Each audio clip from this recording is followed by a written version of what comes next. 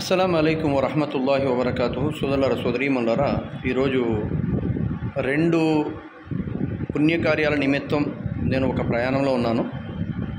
ఒకటి ఒక నికా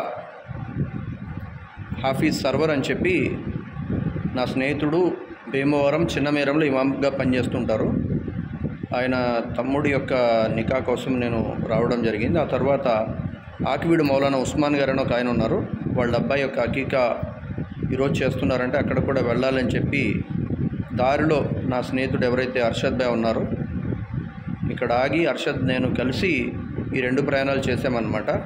అయితే మార్గ మధ్యంలో నాకు ఈ విషయం గుర్తొచ్చింది. రేపు ఇక్కడ 10th యొక్క ఫలితాలు వచ్చేటువంటి రోజు రేపు, 10వ తరగతి యొక్క ఫలితాలు వచ్చే రోజు రేపు. అయితే ఈ ఫలితాలకు సంబంధించి కొద్దిమంది అడుగుతున్న ప్రశ్న ఏంటంటే, అఫ్రోజ్ భాయ్ మాకు మంచి మార్కులు రావాలంటే ఏం చేయాలని చెప్పి కొద్దిమంది పిల్లలు అడుగుతున్నారు. విషయం ఏమిటంటే, ఒకటి దువా చేయండి అల్లాహ్తోటి.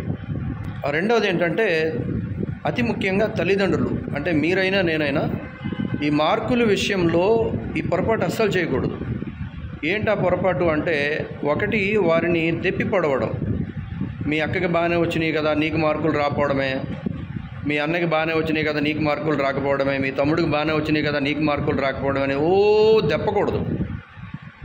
రెండో విషయం ఏంటంటే, మన పిల్లలకి మంచిగా మార్కులు వచ్చినాయి, పక్కన వాళ్ళని దెప్పకూడదు. మనం మీ అమ్మాయికి ఎన్ని వచ్చినాయి మార్కులు అంతేనా, మా పిల్లకి మామూలుగా కాదు బాగా మార్కులు వచ్చినాయి, ఇరగదీసి చదివేసింది, మా అబ్బాయి అసలు మామూలుగా తోపు అయిపోయాడు అని చెప్పేసి వాళ్ళని దెప్పకూడదు. ఎందుకంటే మార్కులు రావడం మంచి విషయం అండి, మంచిగా చదవడం కూడా అదృష్టం అల్లాదే వల్ల. చదవలేని వాళ్ళందరూ సన్నాసులు అన్నట్టు మాట్లాడకూడదు అంటున్నాను నేను, ఇది విషయం. అలాగే ఒకే ఇంట్లో కొద్దిమంది బాగా చదువుకొని జాబ్ చేసి సంపాదించే వాళ్ళు ఉంటారు, కొద్దిమంది వ్యాపారం చేసి బాగా సంపాదించే వాళ్ళు కూడా ఉంటారు. మనం తల్లిదండ్రులు ముఖ్యంగా చులకనగా మాట్లాడటం అలాగే అవమానించడం అనేవి చేయకూడదు.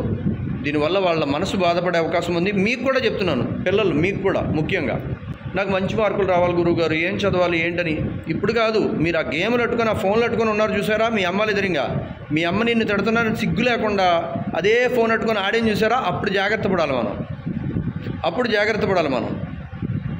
ఆడపిల్లలైనా అంతే, టిక్టాక్ రీల్సు, తర్వాత ఏమో ఫేస్బుక్ని, అలాగే తర్వాత యూట్యూబ్ని చూస్తూ కూర్చున్నారు చూసారా, అప్పుడు మీరు జాగ్రత్త పడాలి. అప్పుడు కాకుండా మార్కులు వచ్చే ముందు దేవుడా దేవుడా దేవుడా దేవుడా దేవుడా ఆ సున్నాల పక్కన ఒకటి వేసేసి 100 చేసే దేవుడా అంటే అది కుదరదు, అది కరెక్ట్ కాదు. అది ఏది ఏమైనా మనం తల్లిదండ్రులుగా మనం అవమానించకూడదు. పిల్లలుగా మీరు కూడా బాధ్యతను గుర్తించాలి. డబ్బులు మాకేం ఊరికనే రావట్లేదు, ఎంతో కష్టపడి రకరకాల బాధలు పడితేనే మాకు డబ్బులు వస్తున్నాయి.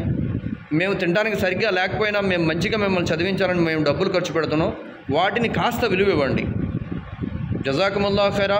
అస్సలాము అలైకుం వరహమతుల్లాహి వబర్కాతుహు. అస్సలాము అలైకుం వరహమతుల్లాహి వబర్కాతుహు. సోదరులారా సోదరీమణులారా, బుష్రా ఇస్లామిక్ ఇన్స్టిట్యూట్ ఆధ్వర్యంలో ముఫ్తీ ముదస్సిర్ గారు గత 6 సంవత్సరాలుగా అల్లాహ్ దయ వల్ల అనేక మంది స్త్రీ పురుషులకు, పిల్లలకు, పెద్దవాళ్లకు తజ్వీద్తో ఖురాన్ చదివేటువంటి విధానం నేర్పించడం జరుగుతుంది. అల్లాహ్ దయ వల్ల ముఫ్తీ సాబ్ దగ్గర చదివినటువంటి పిల్లలు ఈ రోజున మదర్సాల్లో టీచర్ స్థాయిలో అల్హమ్దులిల్లాహ్ ఉండడం జరుగుతుంది. మీలో ఎవరైనా తజ్వీద్తో పాటు ఖురాన్ నేర్చుకోవాలంటే ముఫ్తీ సాబ్ నెంబర్ 8332932972కి కాంటాక్ట్ చేయండి. పూర్తి వివరాలు తెలియజేయబడతాయి. జజాకుముల్లాహు ఖైరా. అస్సలాము అలైకుం వరహమతుల్లాహి వబర్కాతుహు.